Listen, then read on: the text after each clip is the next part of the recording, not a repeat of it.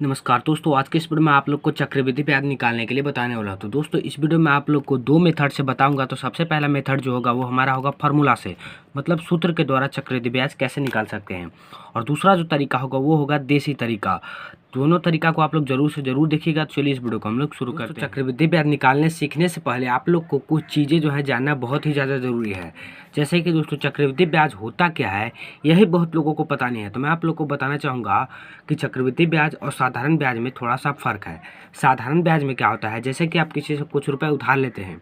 मैंने मान लीजिए किसी से 5,000 रुपये उधार लिया, तो एक साल में उसका जो है कुछ ब्याज बढ़ेगा। जैसे मान लीजिए 200 रुपया मेरा ब्याज बढ़ा, तो साधारण ब्याज में क्या होता है कि सिर्फ आपका 5,000 रुपये के ऊपर ही ब्याज बढ़ेगा। लेकिन चक्रवृद्धि ब्याज में क्या होता है, जैसे मैंने 5,000 रुपये उधार लिया और इस वर्ष मेरा 200 रुपया ब्याज हो गया, तो अगले वर्ष क्या होगा कि मेरा जो है 5,000 रुपये के ऊपर भी ब्याज लगेगा और जो 200 है उसका भी ब्याज बढ़ेगा। उन दोनों को मिला करके ब्याज बढ़ता है, तो उसी को हम लोग चक्रवृद्धि ब्याज कहते हैं। और यही प्रोसेस हर साल बढ़ते जाता है। तो दोस्तों ये होता है चक्रवृद्धि ब्याज। चलिए अब हम लोग मूलधन को जान लेते हैं। दोस्तों देखिए अब मूलधन क्या होता है दोस्तों, तो उधार लिया गया धन मूलधन कहलाता है। और इसे दोस्तों हम लोग इंग्लिश में प्रिंसिपल भी कहते हैं।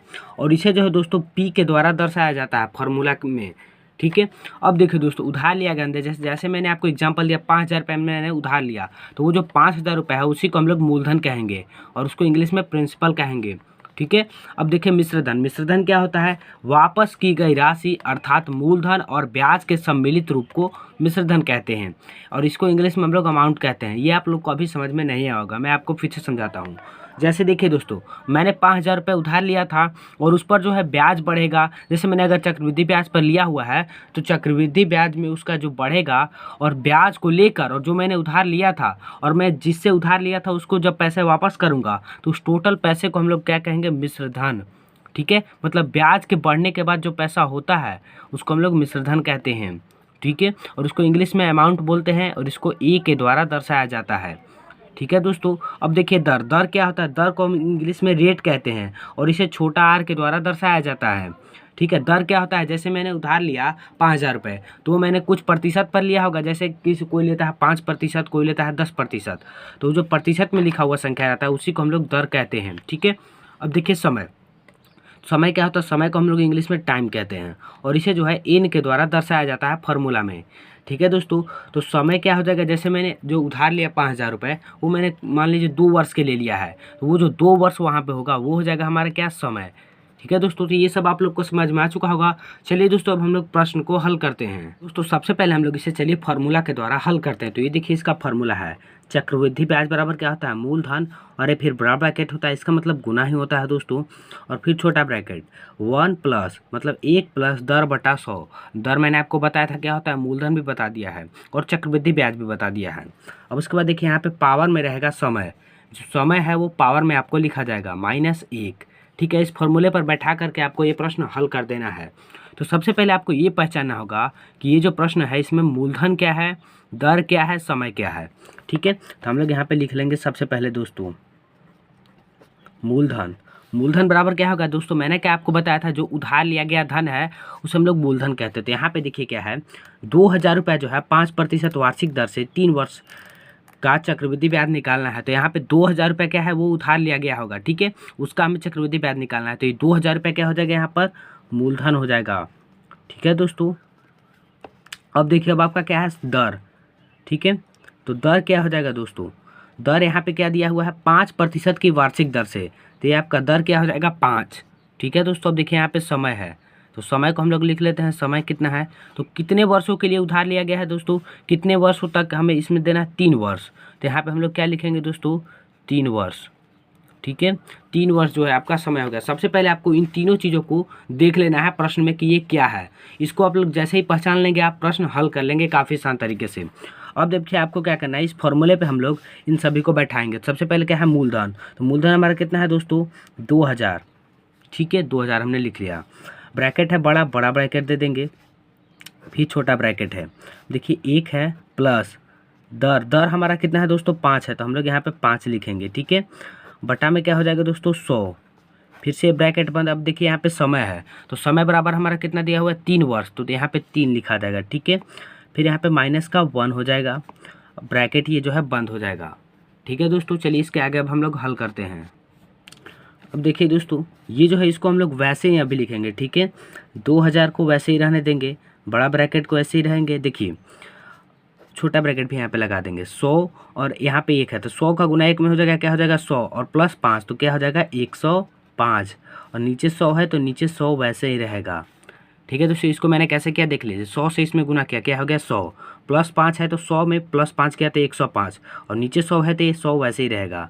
अब यहाँ पे देखिए 3 है, 3 रहेगा -1 और ये ब्रैकेट बंद हो जाएगा, ठीक है। दोस्तों बस आपको ध्यान से इसे देखते ही जाना है।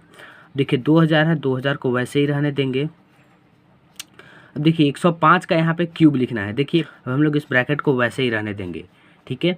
अब देखिए 105 का यहाँ पे क्यूब है और 100 का भी आपको क्यूब लिखना है। देखिए दोस्तों 105 का क्यूब निकालना थोड़ा सा डिफिकल्ट हो सकता है, लेकिन देखिए दोस्तों अगर हम लोग यहाँ पे ध्यान से देखें तो ये जो है हमारा 5 से संख्या कट जाएगा। 5 से इसको अगर काटे तो कितने बार में कटेगा 21 बार में। 5 से इसको काटे तो कितने बार में कटेगा 20 बार में। ये हमारा कट रहा है इसलिए हम लोग इसको काटा, अगर नहीं कटता तो हम लोग इसको नहीं काटते, हम लोग डायरेक्टली 105 का ही क्यूब निकालते। लेकिन कट रहा है तो हमने सोचा इसको थोड़ा सा इजी बना दिया जाए, ठीक है। तो देखिए यहाँ पे क्या हो जाएगा 21/20। अब देखिए दोस्तों हम लोग इसका क्यूब करेंगे, ठीक है, माइनस है 1 रहेगा और ये ब्रैकेट बंद हो जाएगा। देखिए दोस्तों अभी जो 2000 है इसको हम लोग वैसे ही अभी लिखेंगे, ठीक है। 2000 को हम लोग वैसे ही लिख देते हैं। अब देखिए यहाँ पे ब्रैकेट है, ब्रैकेट दे देंगे बड़ा सा, ठीक है। 21 का क्यूब क्या होता है दोस्तों हमारा, 21 का क्यूब होता है दोस्तों हमारा 9261। 21 का क्यूब हमने निकाल लिया। अब देखिए 20 भी है तो 20 का भी क्यूब निकालना है, तो 20 का क्यूब क्या हो जाएगा दोस्तों हमारा, 20 का क्यूब हो जाएगा 8000, ठीक है। देखिए यहाँ पे माइनस का 1 है तो माइनस का 1 देंगे और ये ब्रैकेट बंद कर देंगे।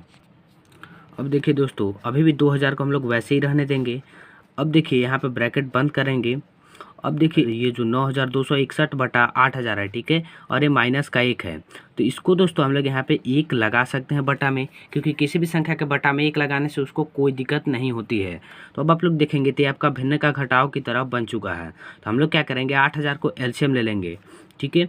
तो 8000 को अगर हम लोग एलसीएम ले ले, ठीक है, ये 8000 हो जाएगा, ठीक है दोस्तों। 8000 का एलसीएम हमने ले लिया तो इस 8000 से 8000 में भाग करेंगे तो कितना आ जाएगा 1। 1 का गुना इस ऊपर वाले में करेंगे तो उतना ही लिखा जाएगा, ठीक है, 9261, ठीक है दोस्तों। अब यहाँ पर माइनस का साइन देंगे। अब इस 1 से इस 8000 में भाग देंगे तो 8000 आएगा। अब 8000 का गुना इसमें करेंगे तो कितना हो जाएगा, 8000 का गुना 1 में करेंगे तो कितना हो जाएगा दोस्तों हमारा 8000, ठीक है। अब ये ब्रैकेट हम लोग बंद कर देंगे, ठीक है दोस्तों। तो अब देखिए यहाँ पे क्या रहेगा 2000, ब्रैकेट का मतलब क्या होता है दोस्तों गुना। अब देखिए इसमें से अगर इसको हम लोग घटाएं तो 1 में से 0 जाएगा 1, 6 में से 0 जाएगा 6, 2 में से 0 जाएगा 2 और 9 में से 8 जाएगा 1, ठीक है। अब देखिए नीचे क्या है 8000 तो नीचे 8000 को हम लोग लिख देंगे सिंपली से, ठीक है दोस्तों। अब देखिए इन 3 जीरो से इन 3 जीरो को हम लोग काट सकते हैं, जी हाँ दोस्तों काट सकते हैं। अब देखिए हम लोग क्या करेंगे इस 2 का गुना इसमें कर देंगे, ठीक है। तो 2 का गुना इसमें करते हैं, 2 एकम 2 हो जाएगा, 2 छक्का 12 का 2 हासिल 1, 2 दूना 4 और 1 5, 2 एकम 2, ठीक है, इतना आ गया। नीचे क्या है दोस्तों हमारा 8, ठीक है। देखिए नीचे हमारा क्या है 8। अब दोस्तों इस 8 से हमें इसमें भाग देना है, ठीक है। तो 8 से चलिए इसमें भाग देते हैं हम लोग। तो दोस्तों 8 से अगर आप लोग इसमें भाग दीजिएगा तो आपका जो आंसर है वो आ जाएगा 315.25। ये जो है आपका फाइनली आंसर आ चुका है। तो आपका चक्रवृद्धि ब्याज कितना निकल गया दोस्तों 315.25, ठीक है दोस्तों। ये क्या हो जाएगा रुपए में हो जाएगा, ठीक है, क्योंकि हमारा क्वेश्चन भी रुपए में था। तो दोस्तों हमारा 3 वर्ष का कितना ब्याज हो जाएगा, चक्रवृद्धि ब्याज हो जाएगा 315.25 रुपये, ठीक है। ये हमारा दोस्तों फार्मूला से निकला है। लेकिन चलिए दोस्तों अभी हम लोग देसी तरीका से सीखते हैं, आपको जो आसान लगे आप उस तरीका से इसे हल कर सकते हैं। तो चलिए अब हम लोग इसी प्रश्न को देसी तरीका से हल करने वाले हैं। तो इसमें दोस्तों आपको काफ़ी आसान तरीके से इसे निकाल सकते हैं चक्रवृद्धि ब्याज को। तो इसमें आप लोग को कोई भी मूलधन वोलधन देखने की कोई ज़रूरत नहीं है। आपको सिंपली से क्या करना है, देखिए हमारा क्या दिया है 2000 रुपये का 5% की वार्षिक दर से 3 वर्ष का चक्रवृद्धि ब्याज निकालना है। तो आपको सबसे पहले क्या करना है कि यहाँ पे क्या दिया है 2000 का 5%। तो यहाँ पे जो भी आपका दिया है उसको सबसे पहले निकाल लेना है। यहाँ पे क्या है 2000 का 5%। तो हम लोग क्या करेंगे 2000 का 5% निकाल लेंगे, ठीक है। तो 2000 का मतलब होता है दोस्तों गुना, और 5% मतलब 5/100, ठीक है। तो इन 2 जीरो से इन 2 जीरो को हम लोग काट देंगे। अगर दोस्तों आप लोग को प्रतिशत निकालना नहीं आता है तो उस वीडियो का लिंक मैं आपको डिस्क्रिप्शन में दे दूंगा, आप वहाँ जा करके देख सकते हैं, ठीक है। अब देखिए यहाँ पे क्या आ गया दोस्तों 20 है और यहाँ पे 5 है, तो 20 का गुना 5 में करेंगे तो क्या हो जाएगा 100 रुपये, ठीक है दोस्तों, तो 2000 का 5% हमने निकाल लिया तो क्या आया 100 रुपये। तो ये आपका क्या हो गया दोस्तों, ये आपका जो है पहला वर्ष के लिए ये आपका ब्याज निकल चुका है। ठीक है दोस्तों, ये आपका पहला वर्ष का ब्याज निकल चुका है। ठीक है, ये आपका पहला वर्ष का है। हमें निकालना कितने का है, 3 वर्ष का निकालना है। ठीक है दोस्तों, तो आपका पहला वर्ष का ब्याज कितना हो गया 100 रुपया। अब चलिए इसी प्रकार से हम लोग दूसरा वर्ष का ब्याज निकालेंगे। दूसरा वर्ष का ब्याज निकालने के लिए क्या करना होगा, हमें यहाँ पे चक्रवृद्धि ब्याज करना है। तो आपको एक चीज़ ध्यान रखना है कि ये जो 2000 रुपया है इसमें आपको इसको ऐड कर देना है, जो भी आपका ब्याज है। ठीक है, यहाँ पे आप समझ लीजिए। ठीक है, इस 2000 को हम लोग क्या करेंगे, इसमें ऐड कर लेंगे 100। ये कितना हो जाएगा दोस्तों हमारा 2100 रुपया। तो अब जो दूसरा वर्ष आप लोग निकालिएगा, दूसरा वर्ष आपको इसका ब्याज निकालना है 5%। ठीक है, चलिए निकालते हैं। यहाँ पे हो जाएगा सेकेंड ईयर। ठीक है, तो यहाँ पे क्या निकालेंगे, इसका हमें निकालना है 5%, 2100 का 5%। ठीक है दोस्तों, तो यहाँ पे क्या हो जाएगा 2100 गुना 5/100। इन दो जीरो से इन दो जीरो को काट देंगे। ठीक है, अब 21 का गुना 5 में करेंगे, 5 एकम 5 और 5 दूना 10। ये कितना आ गया दोस्तों 105 रुपये। तो ये आपका दूसरे वर्ष का ब्याज निकल गया। तो आपको क्या करना है, अब इसको और इसको ऐड कर देना है। ठीक है, तो 2100 प्लस 105। ठीक है, 5 में जीरो जोड़ेंगे 5 और यहाँ पे 0 0 0 एक है 2 हो जाएगा और ये 2 ऑलरेडी है। तो क्या हो गया 2205 रुपये। ये आपका दूसरे वर्ष में ब्याज को जोड़ करके कुल मिश्र धन कितना हो जाएगा 2205 रुपये। अब तीसरे वर्ष हम लोग क्या करेंगे, इसका 5% निकालेंगे। ठीक है दोस्तों, तो यहाँ पे क्या हो गया 2205 का, ये देखिए दोस्तों यहाँ पे थर्ड ईयर है, ये चीज़ आप लोग को ध्यान रखना है।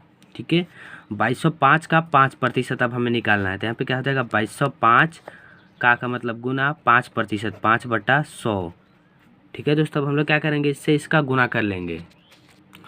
ठीक है दोस्तों, तो 5 का गुना 5 में करेंगे 25 हासिल 2, 0 है तो 2 हो जाएगा।